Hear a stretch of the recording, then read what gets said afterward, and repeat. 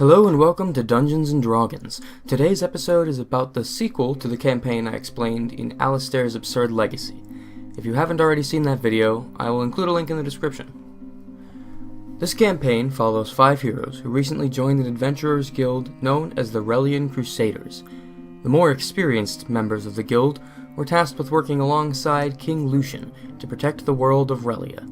These 5 new members were greeted by the leader of the guild, Gabriel. Purin Saito Ignitus was the son of Alistair Ignitus, and therefore the rightful Prince of Hell. His father had sent him to join the Relian Crusaders as a way to focus his energy on a purpose and curb his boredom. He was indifferent to most everything, except for his mother and his fox companion Red, whom he felt very protective of. Caden Northstar was a young mage with ties to the White Wall Mage Guild. He had a bit of a rebellious attitude and a strong desire to prove his value to his family, who were a respected line of mages. Darius was the apprentice of Merrick, a skilled ranger from the former generation. He was clad in heavy armor, yet very agile and mobile, a tank with the ability to teleport around the battlefield, and some arcane capabilities. He also had ties to White Wall. Bacchus was a mysterious oracle with bark for skin, and an affinity for healing and nature. He would often sit atop the carriage to absorb the light from the sun while traveling. And Zorn was an orc monk that served the god of fear and courage. He was a master with his fists and physically the strongest member of the team.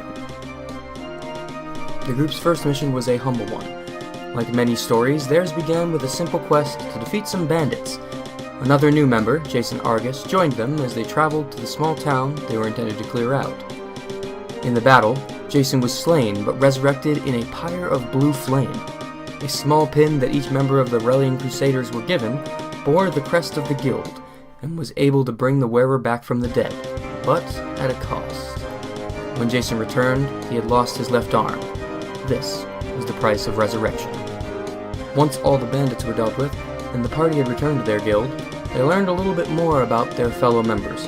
One of the higher-ups, who normally kept things light, Vincent, was distraught and had confined himself to his room.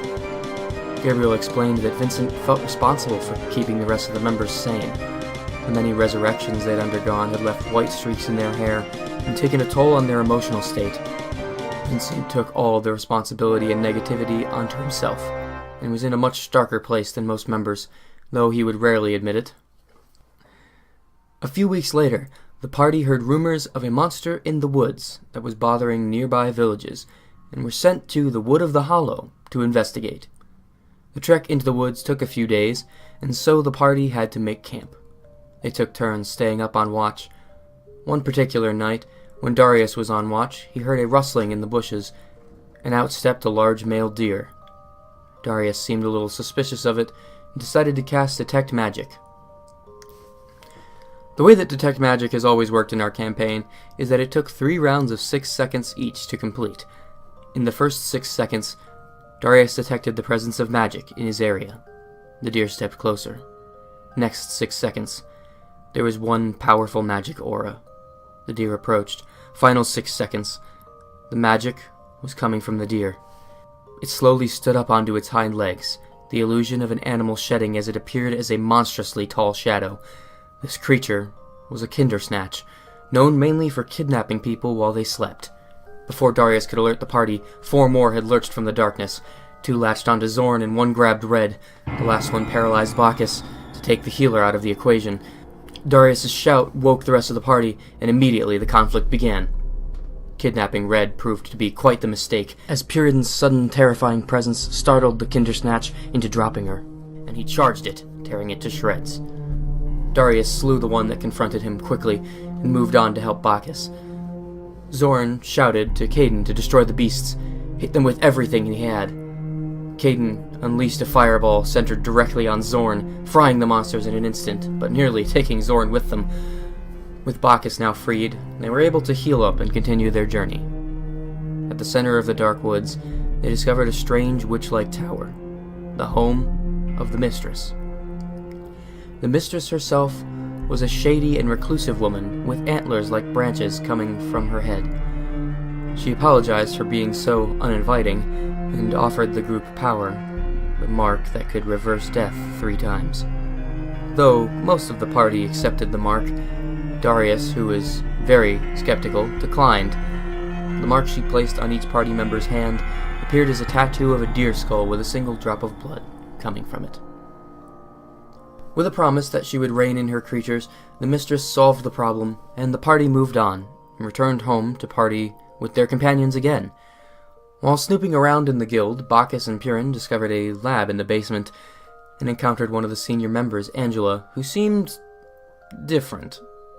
Normally a rather shy and reclusive type, she began aggressively approaching Bacchus and Purin, and had taken on a seductive and outgoing persona. Gabriel and Vincent had to step in to rein her in. They explained that Angela had an alternate identity that she would occasionally slip into, and she needed to be reined in at times. Vincent asked the team to help him out with something the next day. A group of dragon cultists had been forming, and it was rumored that they were being led by a bronze dragon. Vincent thought it could be someone he knew. He went in search of backup with the group.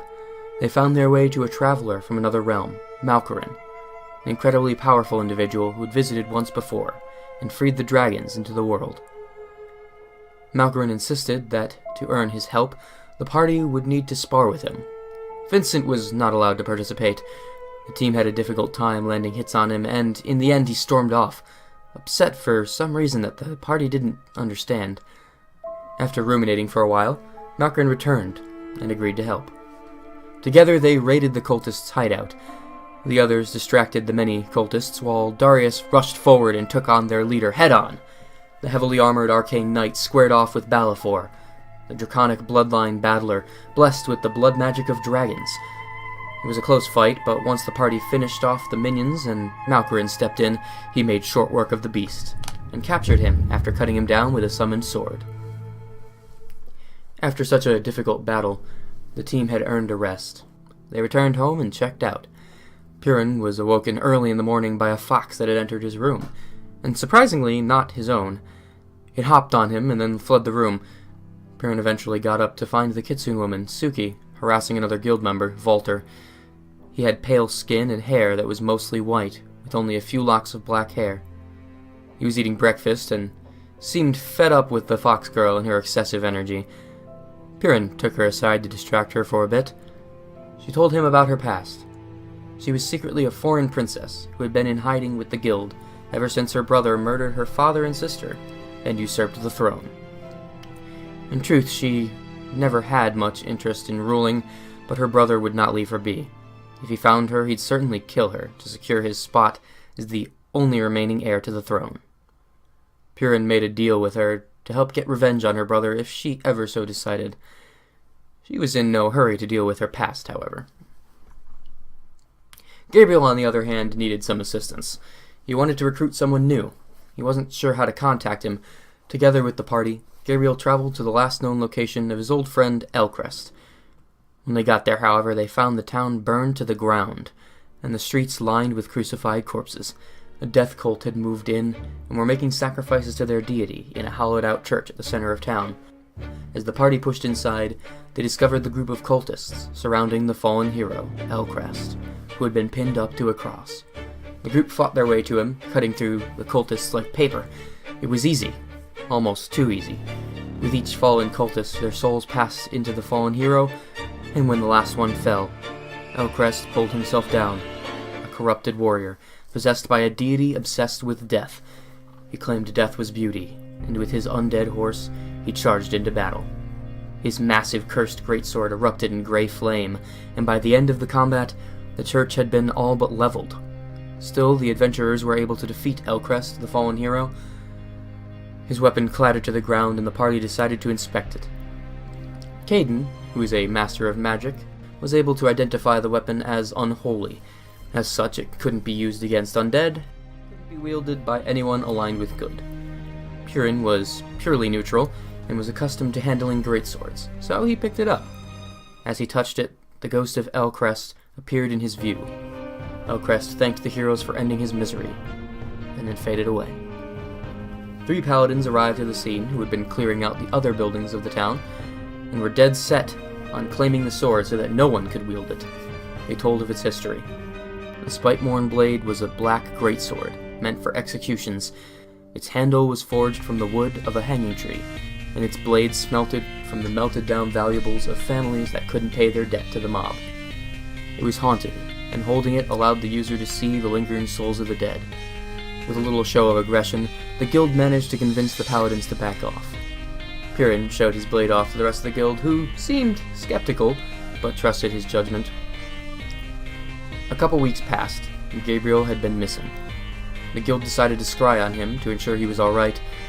As they saw through the spell, Gabriel was fighting a group of zombies on his horse. He cut through legions of the undead, teaming up with King Lucian.